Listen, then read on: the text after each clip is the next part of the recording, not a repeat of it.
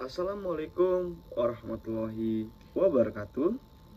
Izin memperkenalkan diri, nama Bagus Yohan Irnando, NPM 22411024, kelas manajemen 22.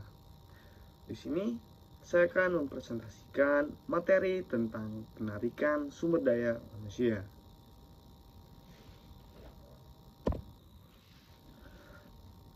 Baiklah, pengertian penarikan SDM. Proses mendapatkan sejumlah calon tenaga kerja yang kualifikasi untuk jabatan atau pekerjaan utama, atau bisa dibilang produk ini dan penunjangan di lingkungan suatu organisasi atau perusahaan. Suatu proses pencarian dan pemikatan para calon tenaga kerja atau pegawai yang mampu bekerja di dalam organisasi. Jadi, intinya perekrutan ini ialah usaha mencari dan menarik tenaga kerja agar melamar lowongan kerja yang ada pada suatu perusahaan.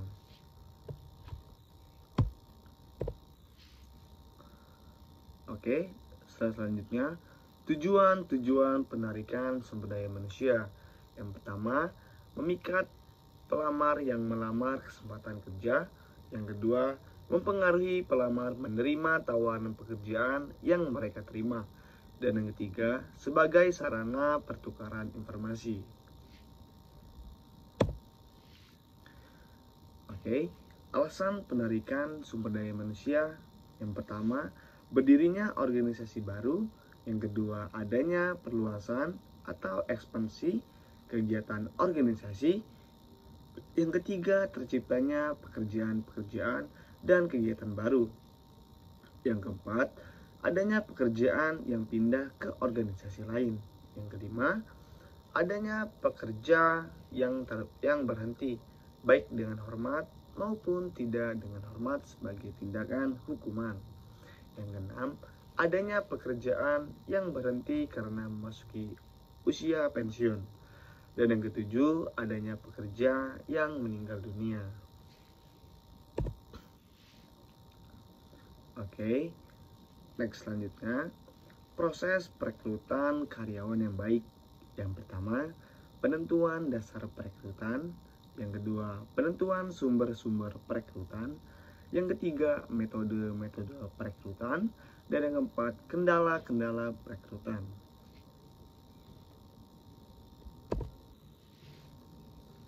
Oke, penentuan dasar perekrutan. Dasar perekrutan, calon karyawan harus terlebih dahulu ditetapkan agar pelamar yang memasukkan lamarannya sesuai dengan pekerjaan atau jabatan yang akan dijabatnya. Dasar perekrutan harus berpedoman pada spesifikasi pekerjaan yang telah ditentukan untuk menjabat jabatan tersebut. Job specification harus diuraikan secara rinci dan jelas agar para pelamar dapat mengetahui kualifikasi yang dituntut oleh lowongan kerja tersebut.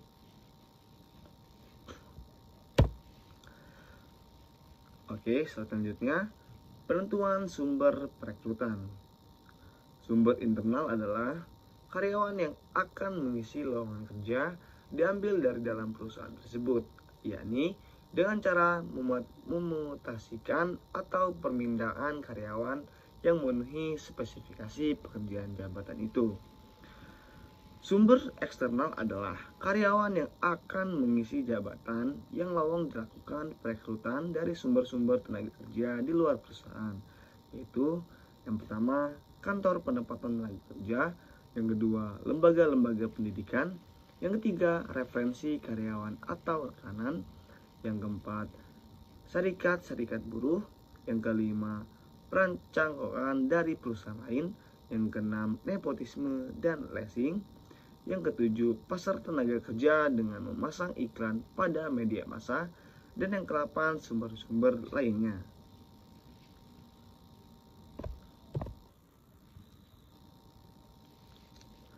Oke, selanjutnya kebaikan dan kelemahan sumber internal. Kebaikan sumber internal, yang pertama meningkatkan moral kerja dan kedisiplinan karyawan karena ada kesempatan promosi. Yang kedua, perilaku dan loyalitas karyawan semakin besar terhadap perusahaan. Yang ketiga, biaya perekrutan relatif kecil karena tidak perlu memasang iklan. Yang keempat, waktu perekrutan relatif singkat.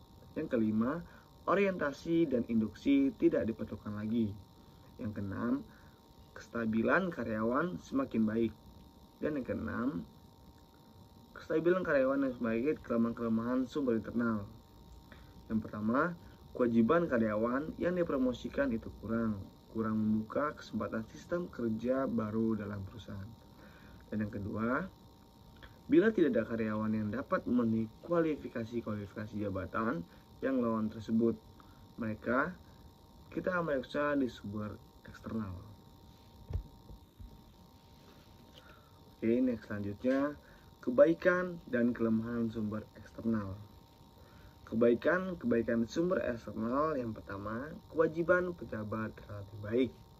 Yang kedua, kemungkinan membawa sistem kerja yang baru yang lebih baik. Kelemahan eksternal, yang pertama, prestasi karyawan lama cenderung turun karena tidak ada kesempatan untuk promosi. Yang kedua, biaya perekrutan besar karena iklan dan seleksi. Yang ketiga, waktu perekrutan relatif lama. Yang keempat, orientasi dan induksi harus dilakukan. Yang kelima, turnover cenderung dan meningkat. Dan yang keenam, perilaku dan loyalitasnya belum diketahui.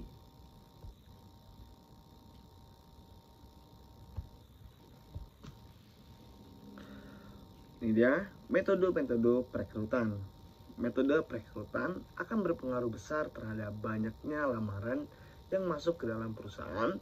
Metode perekrutan calon karyawan baru dibagi menjadi dua. Yang pertama, metode tertutup, dan yang kedua, metode terbuka. Baiklah, yang pertama ada metode tertutup. Metode tertutup yaitu di mana perekrutan itu hanya diinformasikan kepada para karyawan atau orang-orang tertentu saja. Akibatnya, lamaran yang masuk menjadi relatif sedikit, sehingga kesempatan untuk mendapatkan karyawan yang baik akan semakin sulit. Yang kedua, metode terbuka. Metode terbuka adalah di mana perekrutan itu diinformasikan secara luas dengan memasang iklan pada media massa baik cetak maupun elektronik agar tersebar luas ke masyarakat. Dengan metode terbuka ini, diharapkan banyak lamaran yang akan masuk sehingga kesempatan ini dapat mendapatkan karyawan yang qualified menjadi lebih besar.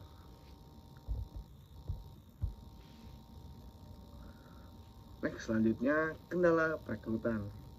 Yang pertama, agar proses perekrutan berhasil, maka perusahaan perlu menyadari berbagai kendala yang bersumber dari organisasi, pelaksana perekrutan, dan lingkungan eksternal. Yang kedua, kendala-kendala yang dihadapi setiap perusahaan tidak sama, tetapi pada umumnya kendala-kendala itu adalah kebijaksanaan organisasi. Yang kedua, kebijaksanaan kompensasi dan kesejahteraan. Dan yang ketiga, kebijaksanaan promosi.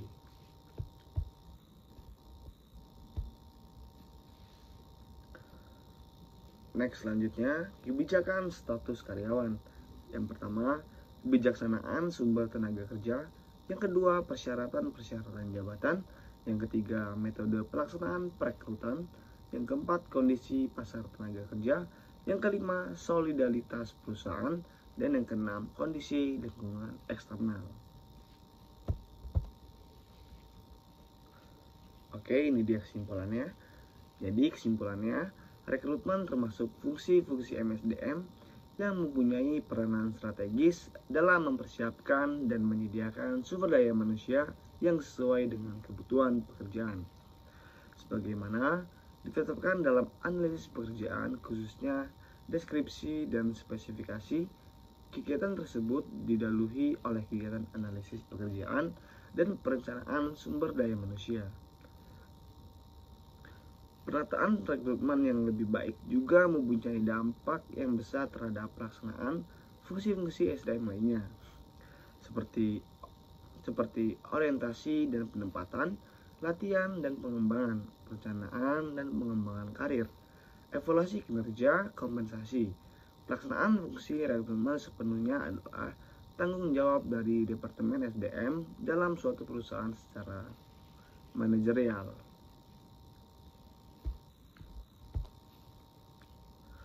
Oke, baiklah, itu saja yang bisa saya bicarakan. Kurang lebihnya saya mohon maaf kepada Tuhan saya menampun. Wa taufiq wal hidayah. Wassalamualaikum warahmatullahi wabarakatuh.